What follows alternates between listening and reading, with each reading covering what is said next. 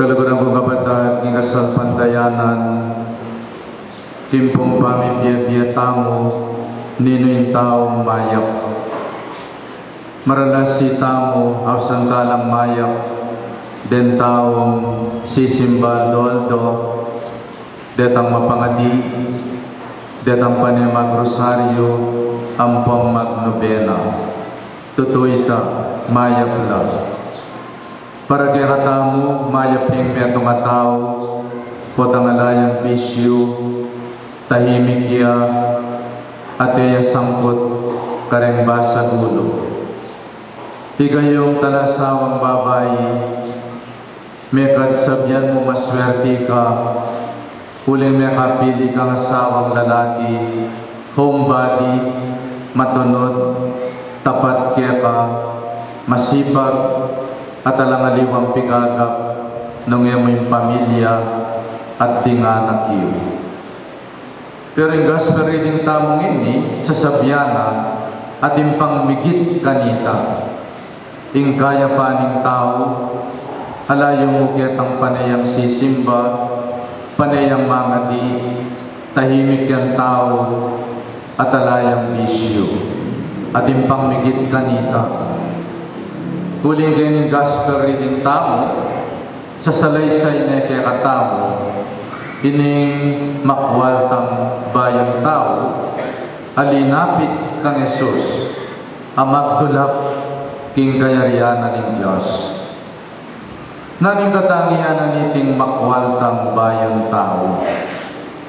So munang-muna bayang tao yan, alaya pang masyadong responsibilidad. Uli po ng bayang tao ka mekat, ing responsibilidad mo at yung sarili mo at kinobra mo, koreksyon.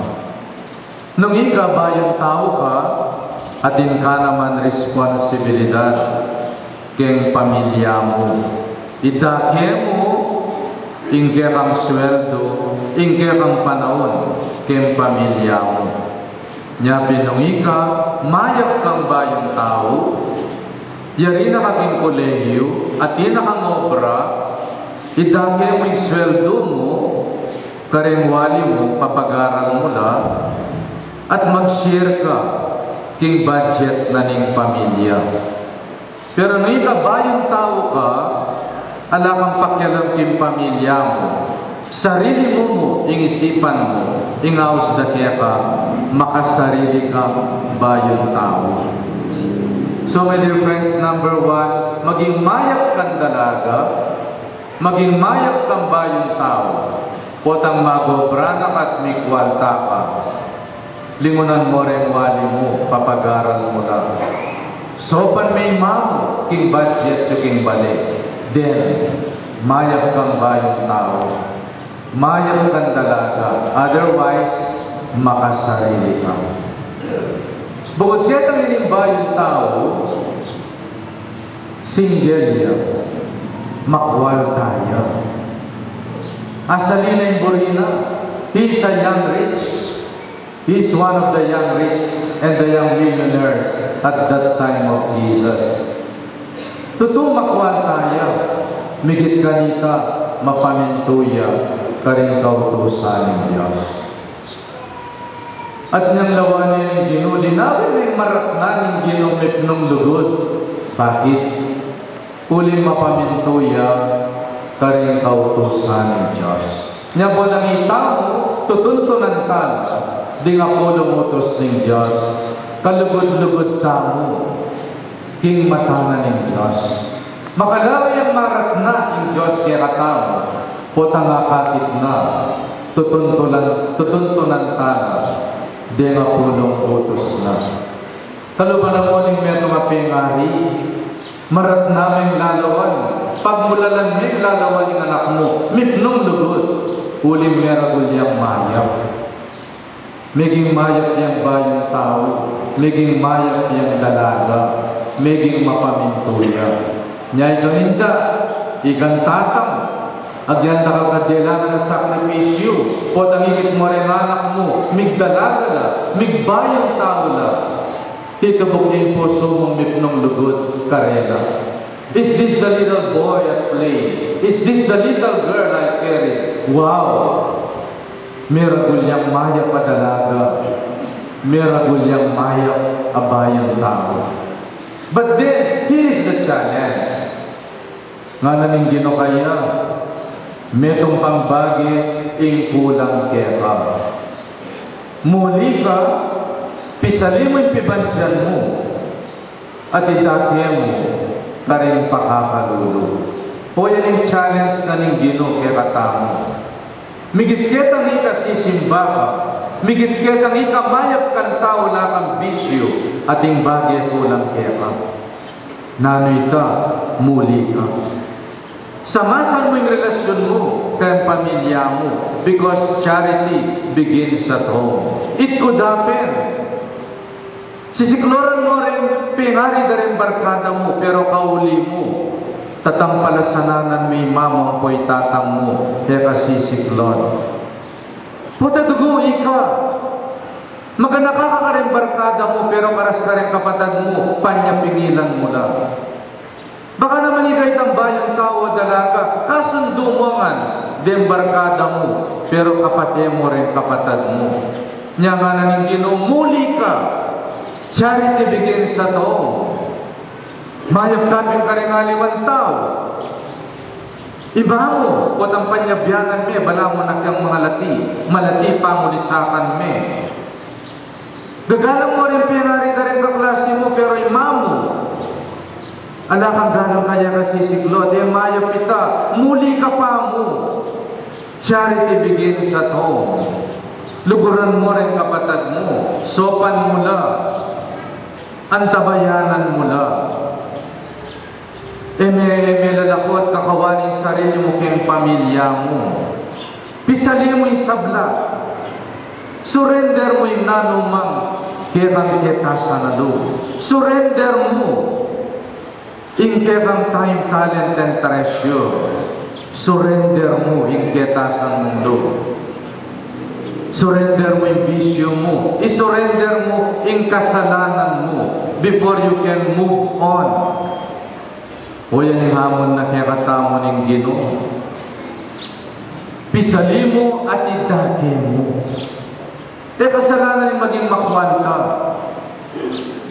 Burita mo pin, makwal ka tamuan kasalanan yung maging makwal ka. Yung kasalanan yung makwal tambayong tao. Nabalong dinake yung pibandyana karingaliwa. Alayang malasakit. Alayang puso.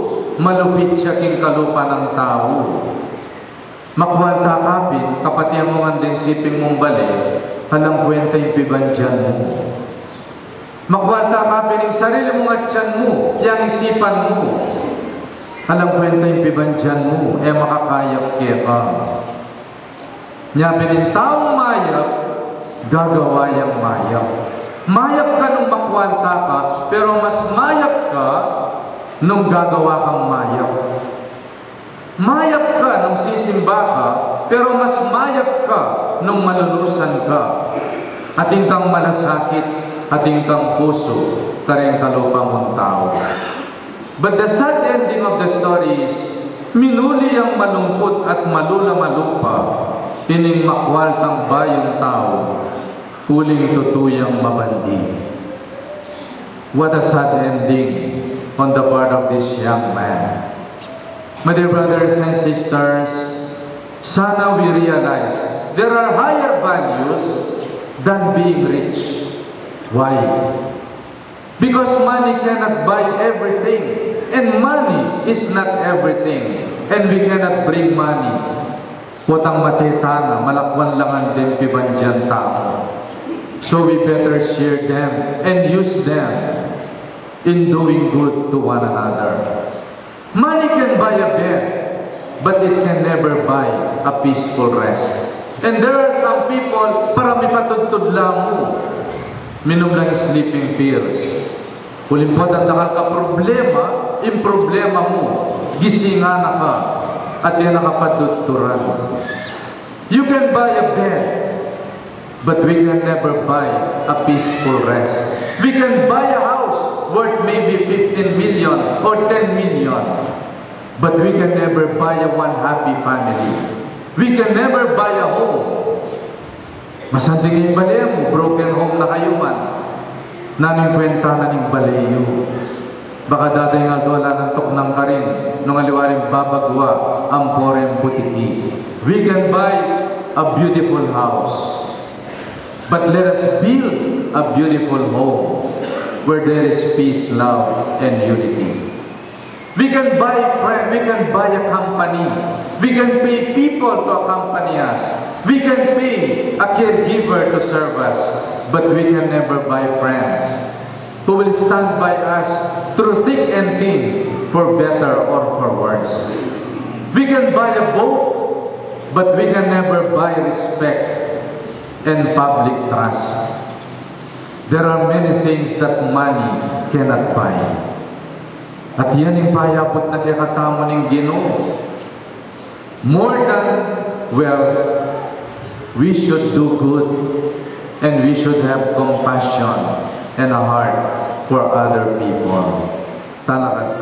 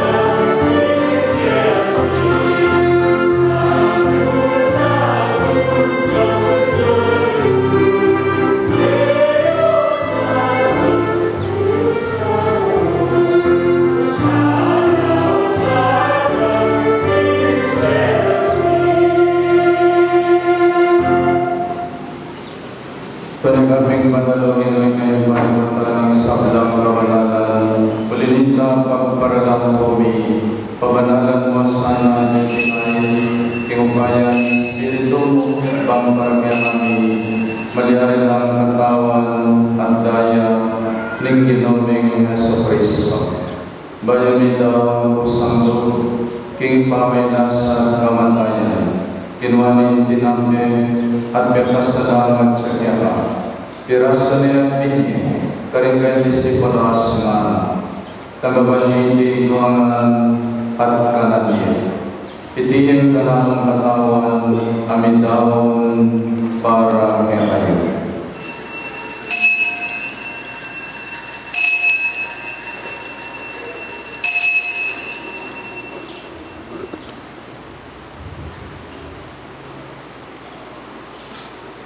Makanya mo naman kaibat ng ambulan, kinuwaning kalis, pasibayo yung pepasalamat kaya, at binyaning kalis, karinggan disipulas nga, tagaban yung hindi imangan at binumpo kanini. Hindi yung kalis, ning tanamang daya, indaya ning bayo, at alamang tipan, kami bubuo para kayo, at para rin sa ng tao. Banggian na mipatawaran na rin kasalanan. Dabdan nyo hindi bilang kapigaganapan kanaman.